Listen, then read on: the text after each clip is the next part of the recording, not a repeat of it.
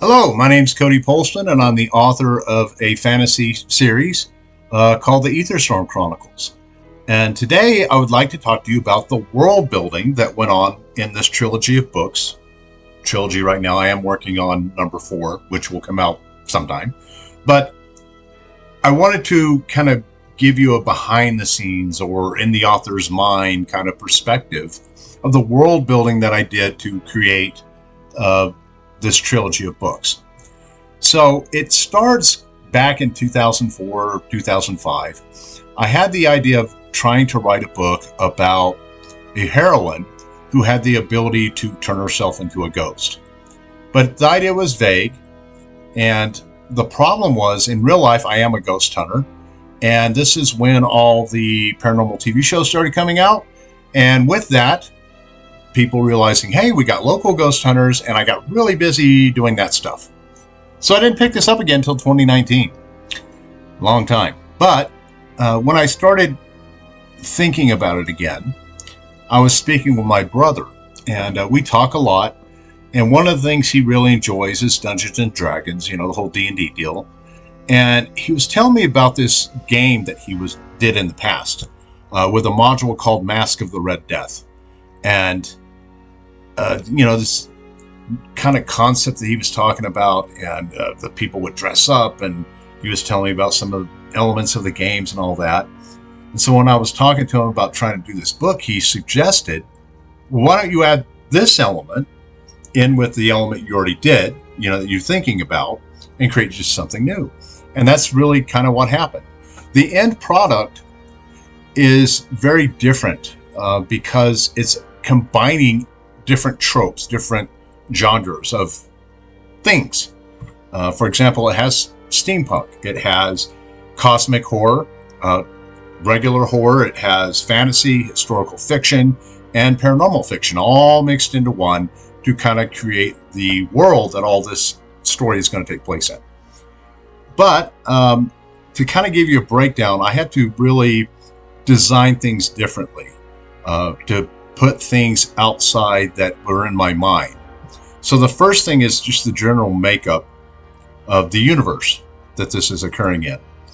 So it starts with this idea that there are different realms of existence, or different, universes, if you will, different dimensions. And the best way, I guess, I can explain to get you to understand the concept, imagine if you filled a swimming pool full of water and you put a bunch of balls into it. Now the balls have a little bit of weight, so they sink below the surface. So you have all these balls just kind of floating around in the water. The water is what I call ether, okay? If you look at the old information about ether, it's supposedly the 5th element.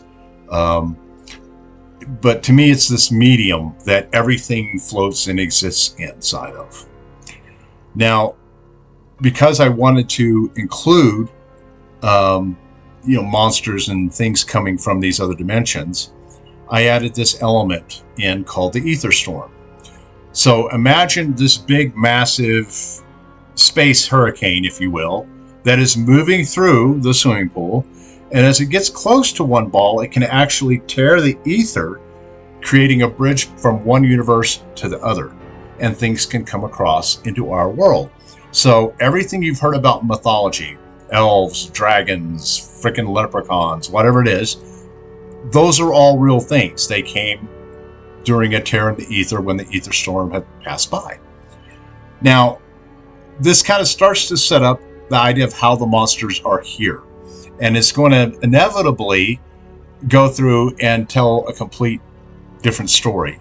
But the other thing I wanted to include was I wanted to use, magic, actually like wizard kind of magic, right? When I started working on this concept, I wanted it to be very different than what I've seen in other books. I wanted magic to be very, very limited. Not everybody can do it. And it's something that's very difficult to work with and to get. So when I was researching the ether part of this, I came across quintessence. So in ether, basically, if you really refine it, you get quintessence. So this is the air that the gods would breathe.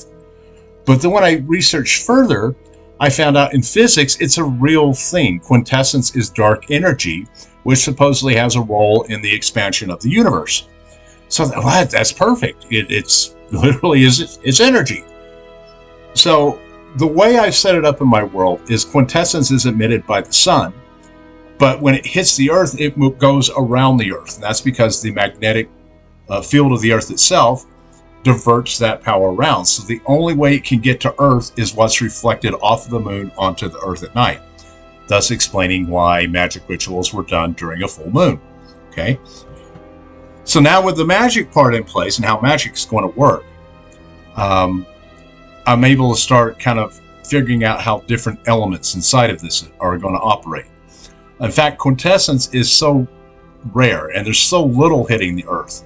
You can save it like with a crystal, but it takes months and months and months to save up enough to be able to do any just basic little magic.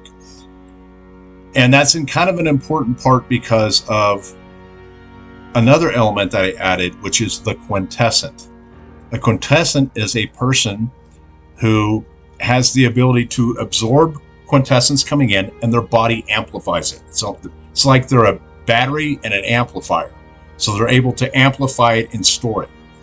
And that's integral to understanding a lot of the different plots that I put in because my main character is a quintessent. Okay. Another interesting element that we kind of added in with this, including, with the Aetherstorm and the different things coming across, is I needed a threat that is huge. Something that the gods themselves would go, oh, shit, there's, what the hell? And this is where Lovecraft comes into my stories. Taking the elder gods, and putting them directly into my story.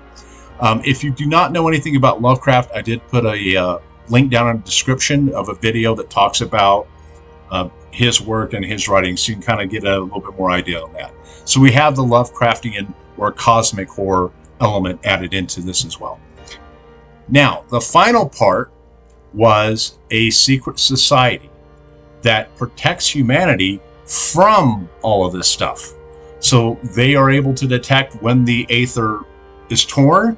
They know they need to respond to it because something could come across and they need to deal with that. And it's simply, to put it the easy way, it's better for us humans not to know what the hell is going on. We don't need to worry about all this other stuff. We have enough problems with our regular lives.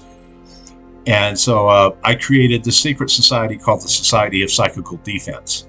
And so they're this secret organization that's funded by the governments of the world, even the Catholic Church, to protect humanity from this stuff from other dimensions that are coming across or have come across and are creating problems now. So that's the basic world building that I've set up for this thing.